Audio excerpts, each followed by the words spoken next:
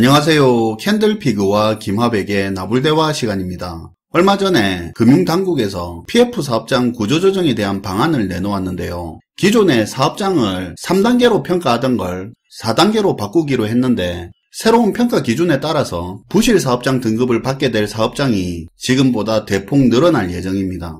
6월부터 이제 전체 사업장에 대한 평가가 시작이 될 건데 한 번에 다 평가하기는 어렵고 나눠서 진행이 될 건데요. 그런데 부실 사업장의 상당수가 이금융권 대출이라 6월을 앞두고 초비상 상황이라고 합니다. 안 그래도 수습이 힘들 정도로 다른 일반 대출들의 연체율까지 급등하고 있는데 여기에 자기네들이 돈 빌려준 PF 사업장이 새로운 기준으로 어떤 평가를 받느냐에 따라서 현재 여력도 없는데 충당금을 추가로 적립을 해야 되거나 큰 손실을 안고 사업장을 무조건 매각을 해야 하는 상황입니다. 이제 하반기부터는 건전성이 극도로 나빠지는 이금융권 금융사들이 속속 등장할 확률이 굉장히 높아졌는데요. 지금 이금융권 상황이 얼마나 안 좋아졌는지 이야기를 할 텐데 아마 올해 연초에 저희가 영상에서 다룬 거 기억하시는 분들은 그때로부터 지금 반년도 안 지난 시점인데 얼마나 나빠지는 속도가 빨라지고 있는지 느껴지지 않을까 합니다. 한번 들어보도록 하겠습니다. 반갑습니다, 김화백님. 네, 안녕하세요. 현재 부동산 PF 시장이 새로운 평가 기준 도입을 앞두고 긴장 상황인 건 아실 겁니다. 지난 영상에서도 언급한 것처럼 6월부터는 금융당국이 전국 5천여 곳의 PF 사업장마다 사업성을 평가해서 구조조정에 들어갈 예정이기 때문에 그렇게 되면 이제 구조조정이 본격적으로 진행되는 그 과정에서 특히 이금융권에서 부실이 노골적으로 드러나게 될 건데요. 금융당국이 이번에 구조조정을 하는 새 평가 기준에 따르면 기존의 PF 사업장을 3단계로 평가할 때 제일 아래 등급인 악화 우려에 해당할 경우에는 사업장에 대출해준 금액의 30%를 충당금으로 쌓아야 했어요. PF 사업장 상태가 나빠져서 거기에다 돈을 빌려준 금융사가 빌려준 돈 떼일 확률이 높으니까 빌려준 액수의 30% 되는 그 돈을 메꿔 넣을 수 있게 만들어야 된다 그 말이죠. 그쵸. 기존에 사업성이 제일 낮은 등급을 받는 경우에는 30%의 충당금을 쌓아야 했는데 근데 이제 바뀌는 기준으로 제일 낮은 등급을 받으면 앞으로는 대출액의 75%를 충당금으로 쌓아야 되는 상황이라서 이 문제로 이미 이금융권에서는 추가 충당금을 적립해야 하는 부담이 급증하고 있습니다. 지금 여력이 없는 걸로 알고 있는데. 네, 금융당국에서 그걸 생각해서 여러 방안들을 추진하고 있는데 당연히 그걸로는 충분하진 않고요. 뿐만 아니라 개중에 특히 저축은행 같은 경우는 위험도 높은 브리지론을 비롯해서 PF와 성격이 비슷한 토지담보대출 등의 위험도가 높은 부동산 대출이 많아서 우려가 더 큰 상황이라고 하고요.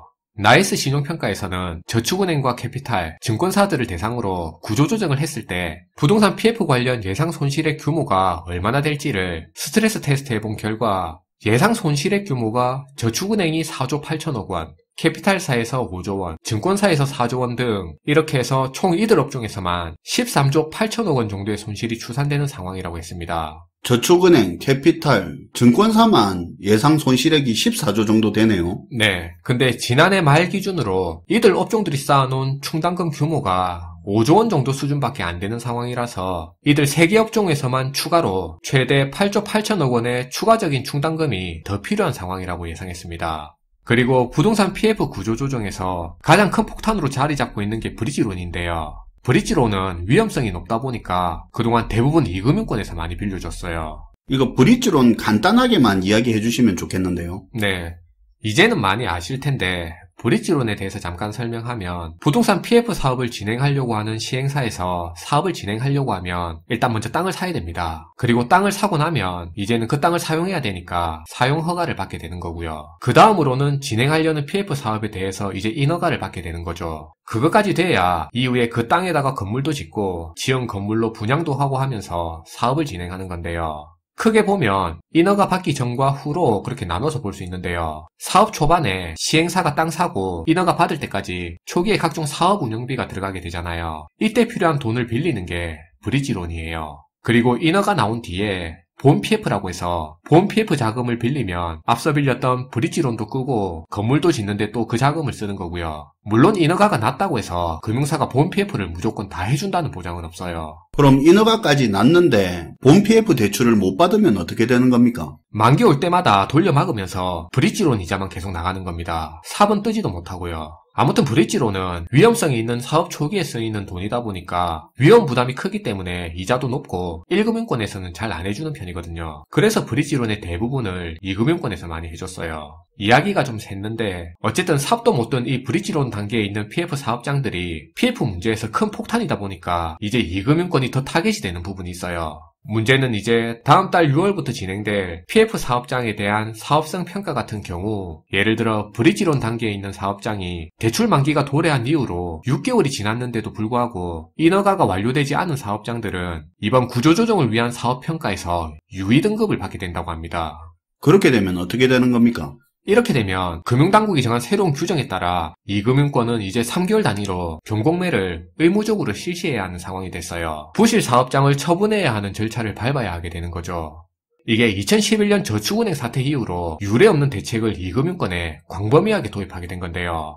그리고 대출 만기가 도래하고도 인허가 받는 걸 완료하지 않은 채 1년 이상 끌고 가고 있는 사업장 같은 경우도 부실 우려 등급으로 평가될 예정이라 이 부분도 이제 당연히 경공매를 통해서 사업을 정리해야 하게 됐습니다. 좀 간단하게 쉽게 이야기를 하자면 브릿지론 만기가 지났는데도 인허가가 계속 안 나는 사업장은 정리 대상에 올라간다는 그런 이야기네요. 네, 그 말이에요. 근데 기사에서 본 분들은 아시겠지만 지금 PF 사업장을 경공매로 처분하려고 해도 사업자들이 땅을 살 당시가 워낙 부동산 폭등기다 보니까 굉장히 비싼 값에 땅을 샀단 말이에요. 원래 샀던 가격이 70% 아니 50%까지 가격이 떨어지는 경우도 있고, 그리고 그렇게 처분이 된다 하더라도 금융사는 큰 손실을 입게 되는 거죠. 거기다 브릿지론은 한 금융사가 해준 것도 아니고 여러 금융사들이 선순위 후순위로 이렇게 서로 섞여서 빌려줬기 때문에 값싸게 처분되는 경우에는 후순위로 돈 빌려준 금융사는 한 푼도 못 돌려받는 상황도 벌어질 수 있다는 거예요. 그리고 며칠 전에는 이 브릿지론과 관련된 심각성을 알려주는 기사가 떴는데요. 현재 브릿지론 단계에 있는 PF 사업장 중에서 앞에서 말한 저런 인허가를 완료하지 못한 상태에 있는 사업장들이 대다수를 차지하고 있는 상태라고 합니다. 대체적으로 부동산 폭등기에 사업을 시작한 데가 많아서 현재 인허가가 안 난 사업장이 부실이 많잖아요. 앞에서도 말하셨지만 브릿지론 만기 지나고도 일정 기간 인허가가 안 난 사업장이 정리 대상이라면서요. 맞아요. 한국신용평가의 조사에 따르면 지난해 9월 말 기준으로 2금융권이 빌려준 브릿지론 중에서 절반 이상이 인허가가 미완료인 상태라고 조사됐는데요. 이걸 금융사별로 보면 중소형 증권사가 75%로 가장 높은 비율을 차지하고 있고, 신용 등급이 AA급 이하인 캐피탈사가 61%, 대형 증권사가 58%, 저축은행이 48%, 그리고 A급 이하인 캐피탈사에서 44%의 비율이 인허가가 미완료된 상태라 이렇게 상당수의 사업장들이 부실 등급을 받고 구조조정 위기에 놓일 걸로 지금 예상이 되고 있는 상황입니다. 나이스 신용평가에서는 금융당국의 이번 구조조정으로 인해서 저축은행 등의 2금융권에 그동안 잠재돼 있던 손실이 현실화될 걸로 보인다고 그렇게 얘기하기도 했어요. 이러다 보니 이제 2금융권에서는 지금 건전성 관리에 비상인 상황이에요. 저축은행의 경우 저축은행 업계의 연체율이 21년만 하더라도 2.5%대 수준이었습니다. 그런데 그게 2022년에는 3.4%대까지 됐다가 지난해에는 6.5%대까지 튀고, 이게 올해 1분기 기준으로는 약 8.8%대까지 연체율이 계속 급상승하고 있다고 전해지고 있어요. 연체 증가 속도에 탄력을 받은 게 느껴지네요. 이러니 저축은행 업계에서는 건전성 관리를 위해서 대출 문턱을 더 높일 수밖에 없는 거죠. 올해 1분기 기준으로 저축은행 업계에서 해준 대출 잔액이 101조 원가량 돼서 27개월 만에 최저치를 기록하게 됐습니다. 대출을 그만큼 안 해줬다는 이야기죠. 네, 이런 저축은행에 이어서 지금 판도라의 상자로 불리고 있는 이 새마을금고도 상황이 만만치가 않은데요. 금융권에 따르면 지난해 말 기준으로 새마을금고의 연체율은 5.07%까지 치솟게 됩니다. 이렇게 되니까 이제 한국자산관리공사가 나서게 됐죠. 새마을금고의 연체율을 낮추겠다고 하면서 부실 채권 1조 원대를 매입해서 연체율을 낮춰줬는데요. 근데 그게 다시 올라서 올해 1월에는 6%대까지 진입하게 되고 2월에 7%대에 이어 3월에는 7% 중반대까지 또다시 계속 상승하고 있어요. 그게 3월이니까 지금 5월, 6월 되면 또 더 올랐을 것 같은데 무슨 연체 7, 8%가 기본이네요. 네, 그럴 가능성이 큰 거죠. 여기에 부실 상태로만 따지면 현재 우리 국내 캐피탈사들도 마찬가지인데요. 금융감독원에 따르면 지난해 말 기준으로 국내 캐피탈사들이 떠안고 있는 부실 채권이 지난 한 해 동안에만 1조 4천억 원 가까이 불어서 부실 채권이 4조 원을 넘어선 걸로 나타났는데요. 이게 얼마나 늘어난 거냐면 전년보다도 무려 49.1%나 부실 채권이 더 늘어난 규모예요. 이게 2001년 말에 발생한 카드 대란 이후로 22년 만에 최대로 부실 채권이 늘어난 규모라고 합니다. 그리고 최근 일부 지역 농협에서는 황당한 사건도 생겼죠. 연 7, 8%대 고금리 적금에 가입한 가입자들한테 순자본 비율이 급격히 떨어지고 많은 결손금이 발생하는 심각한 문제가 파악됐다고 하면서 적금 가입이 1년이 지난 시점에 이제와 가입자들한테 스스로 적금을 해지해달라고 요청하는 사례도 있었어요. 자기네들이 내놓은 상품에 이자도 주기 어려울 만큼 그만큼 여력이 없는 이금융권들이 지금 계속 늘어나고 있다는 겁니다. 이러다 보니까 또 카드사에도 불똥이 튀는데요. 시중은행과 저축은행 등의 금융권에서 건전성 관리에 나서며 대출 문턱을 높이다 보니까 이제 카드론을 찾는 서민이 많아지게 된 겁니다. 카드론 같은 경우는 이자가 좀 많이 세잖아요. 평균금리가 14%가 넘어갈 정도로 금융권 입장에서는 고수익이 나는 상품인데요. 그런데 이런 카드론 이용자들의 대부분은 또 중저신용자입니다. 그래서 일종의 양날의 검인데요. 이들한테서 연체율이 치솟게 되면 카드사는 대손충당금을 더 쌓아야 되고, 그럼 대손충당금이 늘어나는 만큼 순이익은 줄고 건전성 우려가 일어나게 되는 거죠. 얼마 전 여신금융협회와 금융감독원에 따르면 9개 카드사의 카드 대출 잔액은 역대 최대치인 39조 9,600억이 넘는 걸로 집계됐는데요. 작년 4월과 비교해 1년 사이에만 2조 7천억이 넘게 증가한 규모예요. 그리고 연체액도 심각한데 8개 카드사에서 한 달 이상 연체된 연체액 규모가 2021년 12월만 하더라도 1조 2,200억 원 정도 됐습니다. 근데 이게 1년 후인 지난해 12월 기준으로는 2조 1,000억 가까이 급증해버렸어요.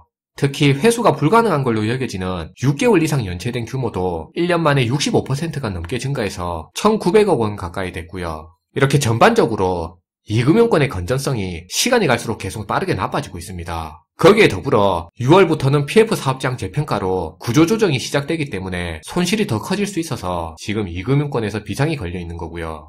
경제는 오늘 괜찮았다가 내일 눈 떴는데 갑자기 나빠지는 게 아니에요. 우리가 이런 과정을 지속적으로 관심을 가지고 이해하면서 경제를 흐름의 관점에서 이해하는 게 좋을 것 같습니다. 네, 오늘도 잘 들었습니다. 김하백님.